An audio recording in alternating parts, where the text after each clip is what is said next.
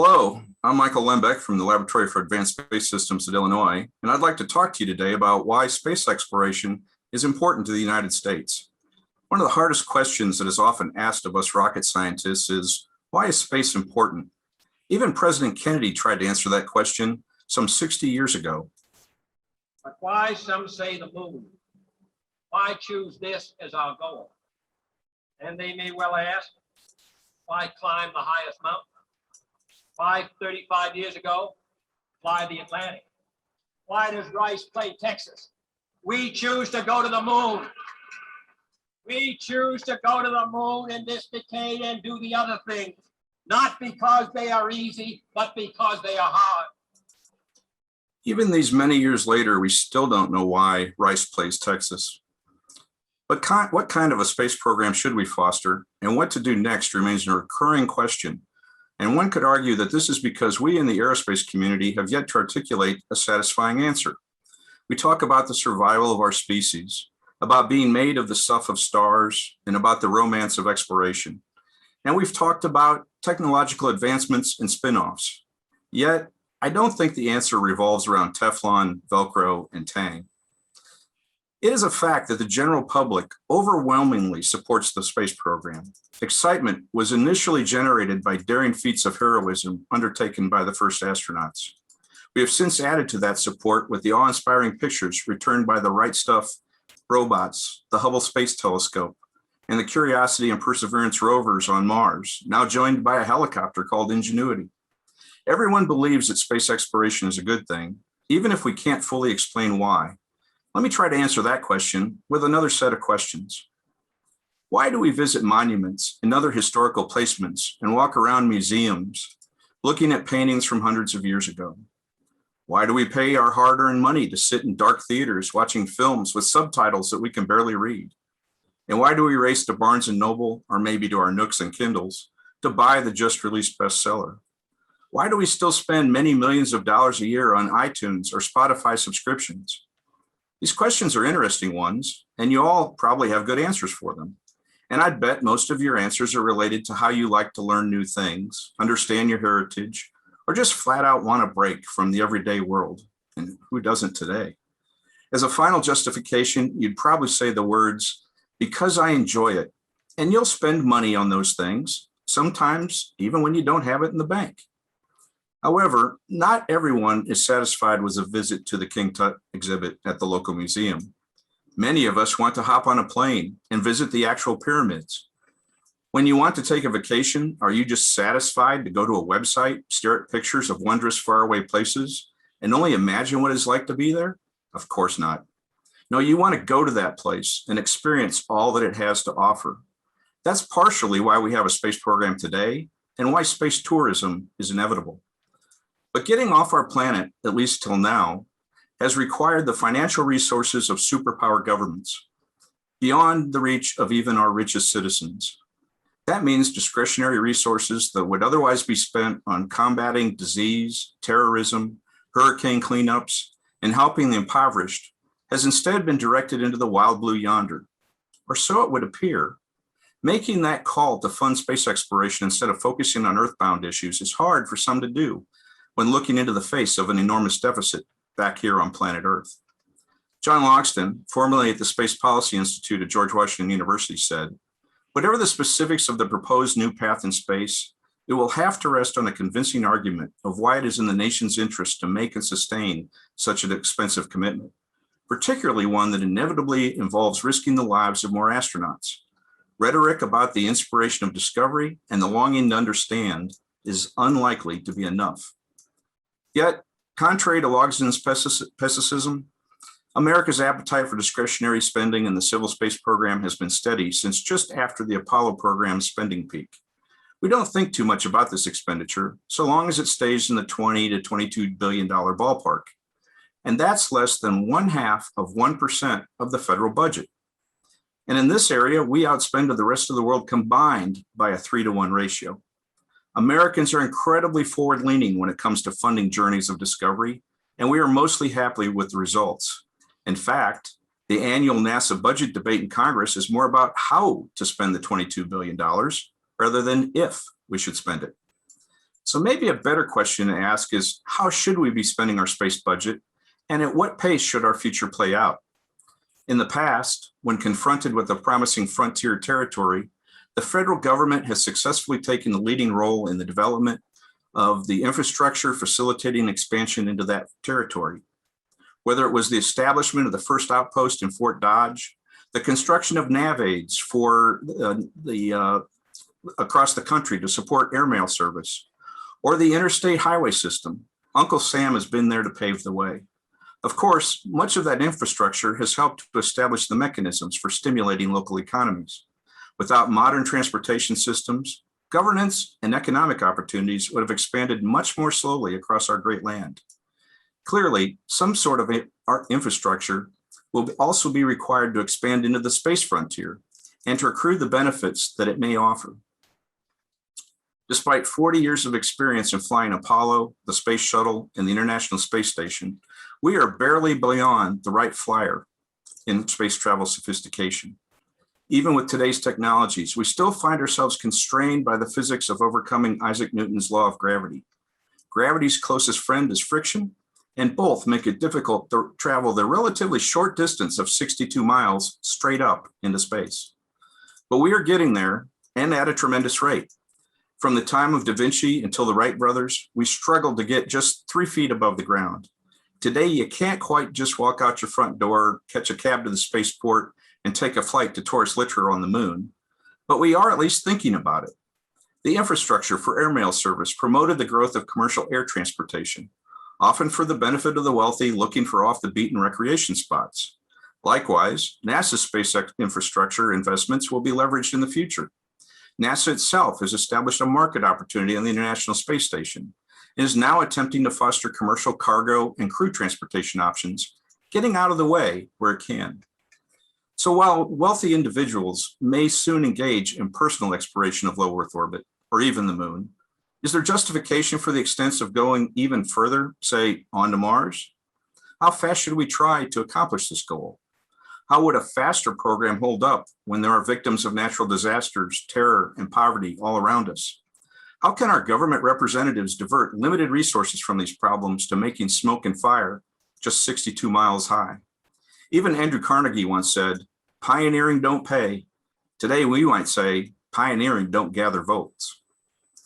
The historian Frederick Jackson Turner argued in the late 19th century that many of the distinctive characteristics of American society, including inventiveness, inquisitiveness, and individualism, derive from the existence of a frontier. But is that enough to justify the expense of putting footprints on the red planet tomorrow? Probably not to the Speaker of the House. Earlier, I mentioned that infrastructure was going to be required to accrue the benefits of space exploration. What benefits are still waiting to be gathered? The exploitation of discoveries made along the way are highly dependent on serendipity, personality, and timing. Real, hardcore, leave your neighborhoods kinds of exploration have always depended on the benefactions of kings, queens, and presidents. What really motivated these enlightened leaders to part with their discretionary budgets? Did Spain solve all of the world's problems before Columbus set out from Europe to sail to the New World? No, but Columbus suspected that cash might be found on the other side of the sea. Certainly not all of our problems on our early East Coast were solved by our forefathers before they headed to the other coast on the left. What rationale did Lewis and Clark use on Jefferson to partition off some of the fledgling nation's budget earmarked for the defense of our independence? They explored at a measured pace while keeping an eye on British and French Canadian hunters. Fur trading outposts in the interior also come to mind. Unfortunately, space does not yet have some of the same connections to commerce that past mercantilism did. Where exactly are the suspected profits to be had from space? Surely we've had profitable communication satellites pushing satellite television signals to cell phones in some parts of the world. While commercial and market-driven, space tourism is more exploitation than commerce in the general sense of the word. Commerce comes after discovery. We still need to discover the means by which space will support commerce of some kind. Putting a safe infrastructure in place to make those discoveries appears to be a good, correct first step. And the pace we are moving at is also pretty good, historically speaking. Remember that we live in a more enlightened time where fear of nuclear war is less of a threat, where we're enjoying more freedoms with greater wealth and health than any time in history. It's from that position that NASA receives its discovery endowment. And then, what will happen after we make those inevitable discoveries? Analogy may help us here. What has become of those early frontiers opened by Columbus and fellow explorers by Lewis and Clark? Well, look around.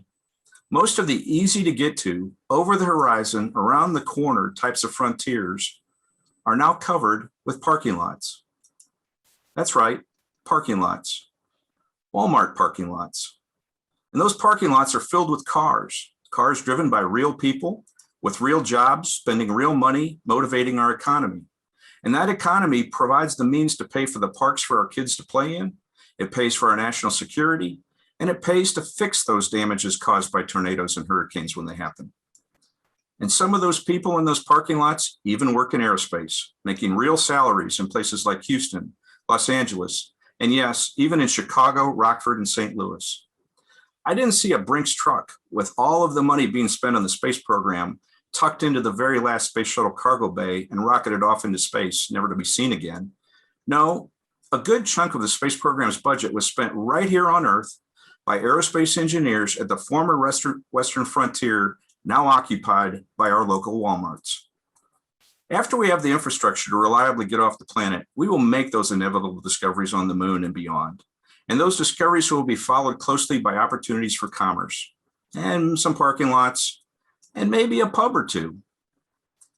You see, in the Old West, the hub of activity in frontier towns really was the saloon. Tomorrow, the lowly pub may once again help foster a burgeoning economy in some faraway places. Imagine you're one of those future explorers, or perhaps a space tourist, coming into Lembeck's pub on the moon. You put your 5 lunars on the bar, and I promise I'll pour you one of the finest Tang mimosas this side of the Pleiades.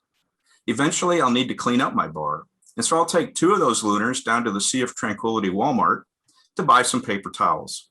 The kid stocking the shelves at the Walmart, well, he's going to take one of those lunars and go see Jennifer Aniston's daughter in a movie at the theater next door. You get the idea. The moon becomes a place to send goods from Earth, a trading post. An economy will be built, and wherever trade occurs among dissimilar cultures, security is enhanced. So maybe we can begin to answer the benefits question. We can tie together the existence of infrastructure to discovery, to commerce, to tourism, and maybe even to national security with one big bow. Now look up. Not long ago, we celebrated 20 years of continuous human presence in low Earth orbit. Our former enemies are now our friends, and indeed roommates on the International Space Station. Space is no longer a place where we demonstrate our superiority, but rather a place to demonstrate harmony and cooperation.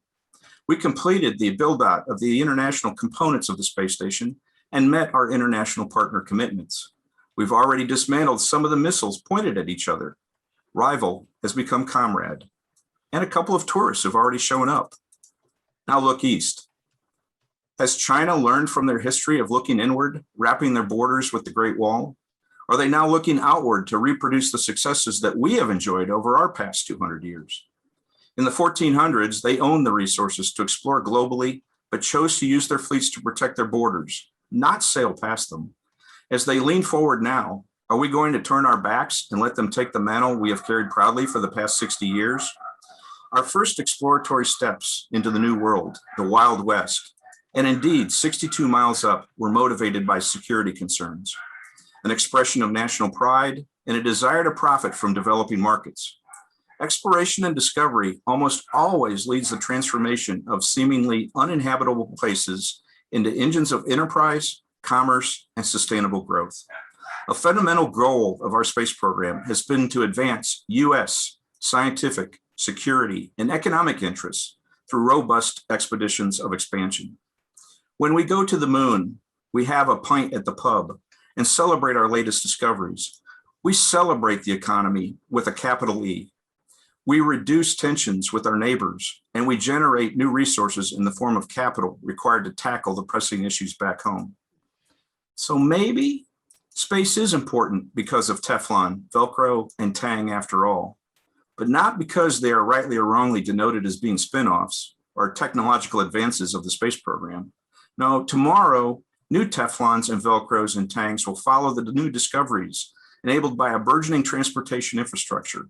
And they will ultimately be important because we can sell them and protect our country with them.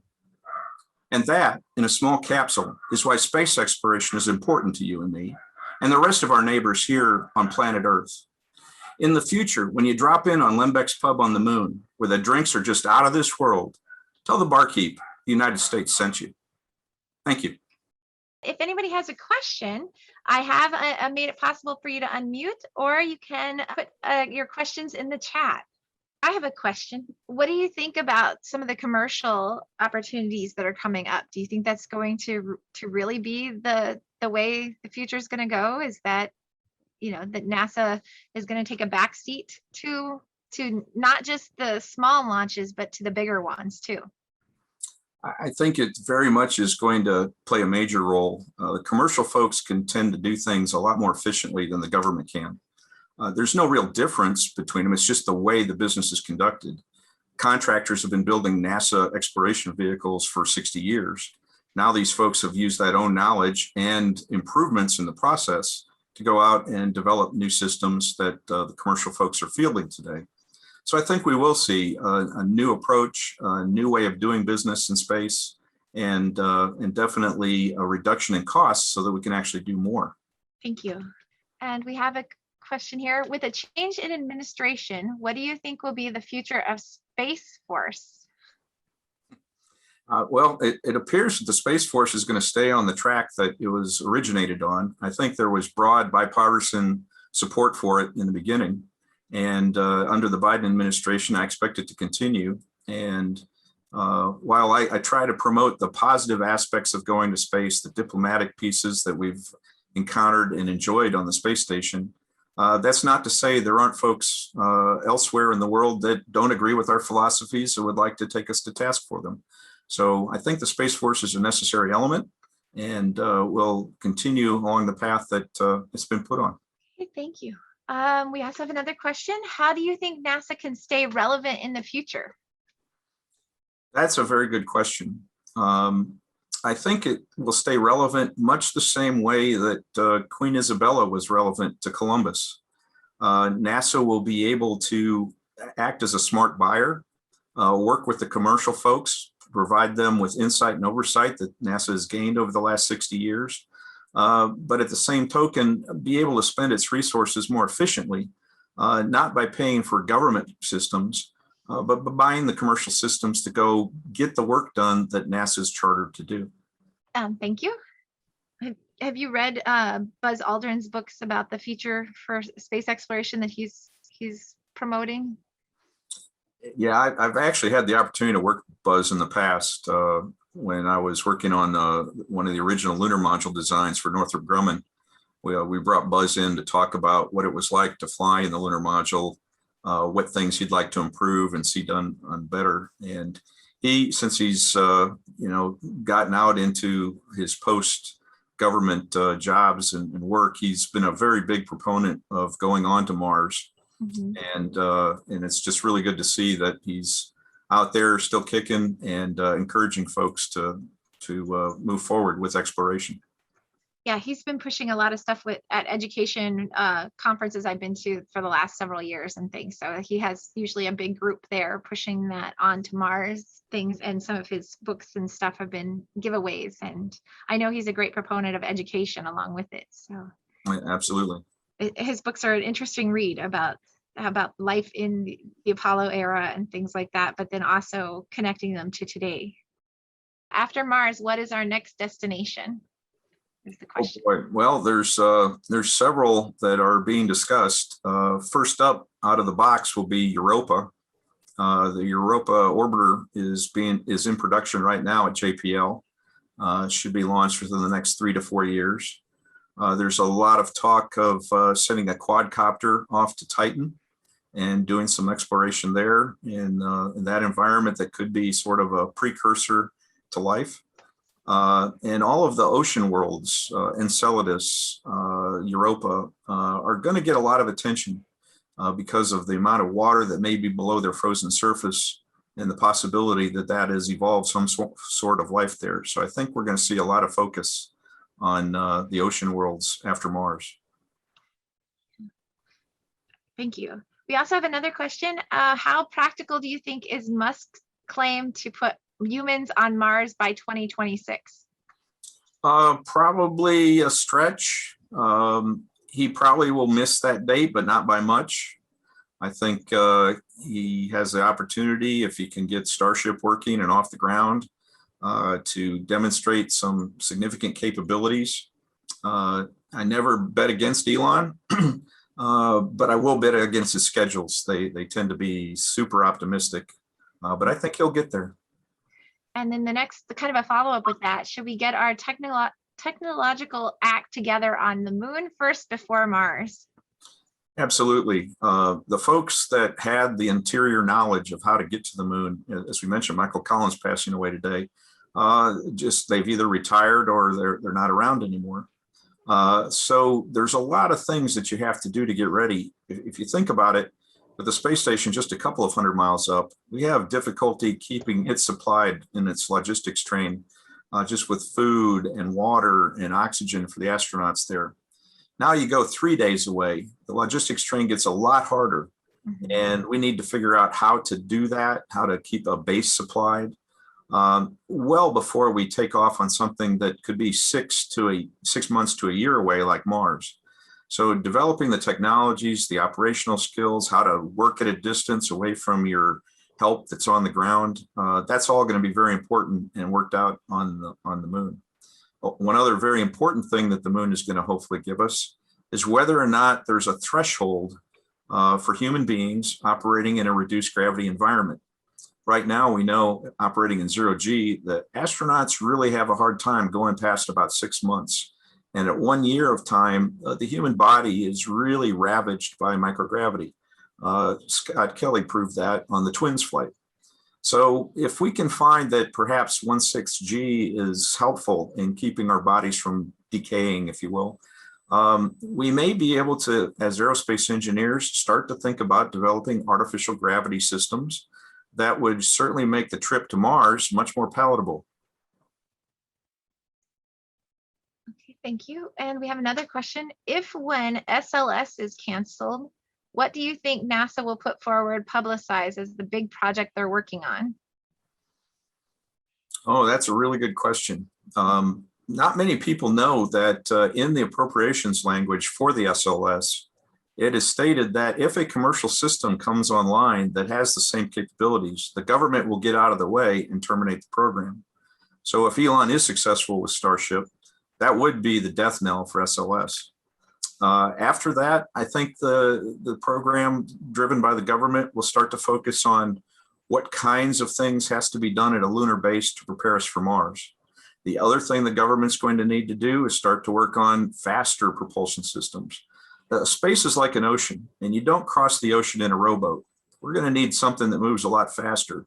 And nuclear energy, nuclear propulsion is probably the way to go. And in order to be able to take advantage of that, it really takes the resources of a government or even governments in order to develop such a system in a safe and usable fashion.